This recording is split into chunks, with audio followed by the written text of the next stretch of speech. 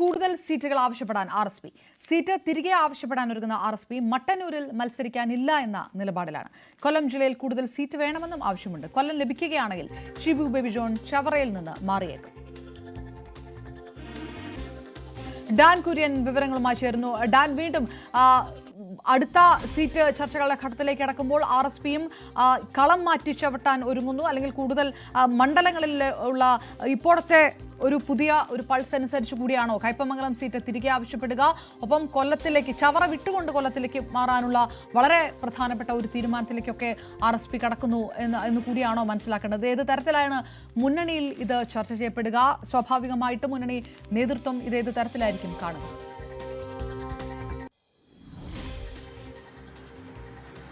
അവരുടെ നമുക്കറിയാം 2014 കൊല്ലം ലോക്സഭാ സീറ്റുമായി ബന്ധപ്പെട്ട ഉണ്ടായ തർക്കങ്ങളാണ് RSPയെ ഇടത് പാളയത്തിലുള്ള ദീർഘബന്ധം ഉപേക്ഷിച്ച് UDF പാളയത്തിലേക്ക് എത്തിക്കുന്നതിന് കാരണമായി മാറിയത്.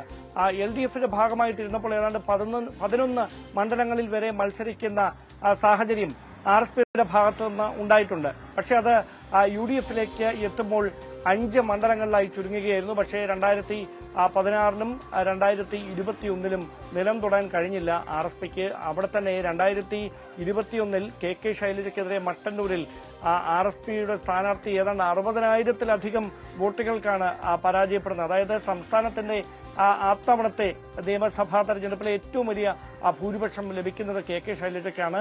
അങ്ങനെ ഒരു പേരുദോഷം കൂടി RSPക്ക് അവിടെ ഉണ്ടാകുന്ന സാഹചര്യം വന്നു. അങ്ങനെയാണ് ഈ സീറ്റുകൾ വെച്ചുമാറുന്നതുമായി ബന്ധപ്പെട്ട ചർച്ചകൾ അതിനുശേഷം തന്നെ RSPയുമായി ബന്ധപ്പെട്ട കേന്ദ്രങ്ങളിൽ തുടങ്ങിയത്. ഇപ്പോൾ അവർ ആവശ്യപ്പെടുന്നത് 5 സീറ്റുകളിൽ നിന്ന് 7 അവരുടെ സീറ്റുകൾ ഉയർത്തി നൽകണം. അതിന് തയ്യാറാകുന്നില്ല എങ്കിൽ ജയസാധ്യതയുള്ള 2 സീറ്റുകൾ അല്ലെങ്കിൽ 2 മണ്ഡലങ്ങൾ വെച്ച് മാറണമെന്നാണ്. പ്രധാനമായി അധികമായി സീറ്റുകൾ ആവശ്യപ്പെടുകയാണെങ്കിൽ അത് തിരുവനന്തപുരത്ത് വാമനപുരത്തും അതോടൊപ്പം ആലപ്പുഴയിലെ അമ്പലപ്പുഴയിലും, അതായത് കഴിഞ്ഞ തവണയും സമാനമായ തരത്തിൽ ഈ സീറ്റുകൾ ലക്ഷ്യം വെച്ചുകൊണ്ട് RSP രംഗത്ത് വന്നിരുന്നു. ഇത്തവണയും അതേ അവകാശവാദം തന്നെ കൂടുതലായി ഉന്നയിക്കാനാണ് RSPയുടെ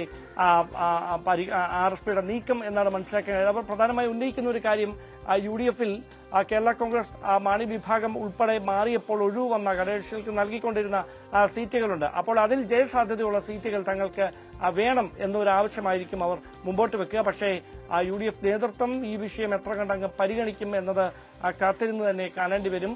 അതോടൊപ്പം ഏറ്റവും പ്രധാനപ്പെട്ട ഒരു കാര്യം, ഉമ്മൻചാണ്ടി മന്ത്രിസഭയിൽ ഫിഷറീസ് വകുപ്പിന്റെ ഉൾപ്പെടെ ചുമതല വഹിച്ചിരുന്ന ഷിബു ബേബി ജോൺ, അദ്ദേഹത്തിന് കഴിഞ്ഞ തവണയും ചവറയിൽ മത്സരിച്ച് ജയിക്കാനായില്ല. അതുകൊണ്ട് തന്നെ അദ്ദേഹത്തിന് സുരക്ഷിതമായ മറ്റൊരു മണ്ഡലം നൽകുന്നതുമായി ബന്ധപ്പെട്ട ചർച്ചകളും കോൺഗ്രസ് നേതൃത്വവുമായി ബന്ധപ്പെട്ട UDFിലെ മുന്നണി നേതൃത്വവുമായി ബന്ധപ്പെട്ട് സജീവമായി പുരോഗമിക്കുന്നുണ്ട്. പക്ഷേ നമുക്ക് ഏറ്റവും ഒടുവിൽ ലഭിക്കുന്ന വിവരം, ഈ ചവറയിൽ ഈ RSPക്ക് കൃത്യമായ ഒരു വോട്ട് ബാങ്ക് ഉണ്ട്. അതോടൊപ്പം തന്നെ പാർട്ടിയുടെ പ്രവർത്തകർ, അതായത് താഴെ തട്ടിൽ മുതൽ ബൂത്ത് തലം മുതൽ RSPയുടെ പ്രവർത്തനം വളരെ സജീവമായിട്ടുള്ള ഒരു മണ്ഡലമാണ് ചവറ.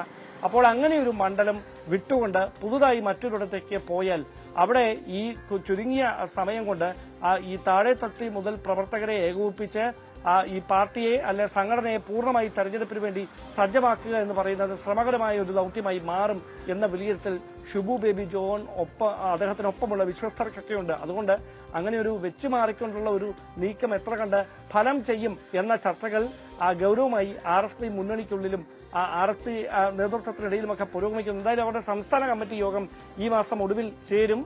അതിനുശേഷം ഔദ്യോഗികമായി ഇക്കാര്യത്തിൽ ഒരു പ്രഖ്യാപനം തന്നെ ഉണ്ടാകുമെന്നാണ് അറിയുന്നത്. എന്തായാലും കൂടുതൽ സീറ്റുകൾ, ഏതാണ്ട് 5 സീറ്റ് എന്നുള്ളത് 7 സീറ്റുകളായി നൽകണം. അതല്ലെങ്കിൽ ജയസാധ്യതയുള്ള 2 സീറ്റുകൾ തങ്ങൾക്ക് നൽകണമെന്നൊരാവശ്യം RSP നേതൃത്വം UDFിന് മുമ്പിൽ വെക്കുമെന്നാണ് നമുക്ക് മനസ്സിലാക്കാൻ കഴിയുന്നത്. ഡാൻ, പലതവണ UDFിന്റെ പല പ്രവർത്തനങ്ങളിലടക്കം കൃത്യമായ ഘടകകക്ഷികളെ വിളിച്ച് കാര്യങ്ങൾ ധരിപ്പിക്കുന്നില്ല എന്നതടക്കമുള്ള പ്രതികരണങ്ങളൊക്കെ പല ഘട്ടങ്ങളിലൊക്കെ ഒളിഞ്ഞും തെളിഞ്ഞുമൊക്കെ പ്രകടമാക്കിയിട്ടുണ്ട് RSPയെ സംബന്ധിച്ചിടത്തോളം. അത് ഒരു വശത്ത്. രണ്ടാമത്തത്, കൊല്ലവുമായി ബന്ധപ്പെട്ടും ഷിബു ബേബി ജോൺ കാണുന്ന മറ്റൊരു ഒരു വിജയസാധ്യത കൂടി പല തരത്തിലുണ്ട്. അദ്ദേഹത്തിന് കുടുംബ വീട് കൂടി കൊല്ലത്ത് ആയതുകൊണ്ട് തന്നെ സ്വാഭാവികമായിട്ടും അങ്ങനെയുള്ള ഒരു അതൃപ്തി ഇതിന് പിറകിലുണ്ടോ? ഈ സീറ്റ് കൂടുതൽ ചോദിക്കുക എന്നുള്ളതിനപ്പുറത്തേക്ക് RSPയെ കൃത്യമായിട്ട് പരിഗണിക്കുന്നില്ല ഘടകകക്ഷി പരിഗണനകളിൽ എന്നുള്ള ഒരു ചിന്ത കൂടി ഇത്തരം വിലപേശലിന് പിറകിലുണ്ടാവുമോ?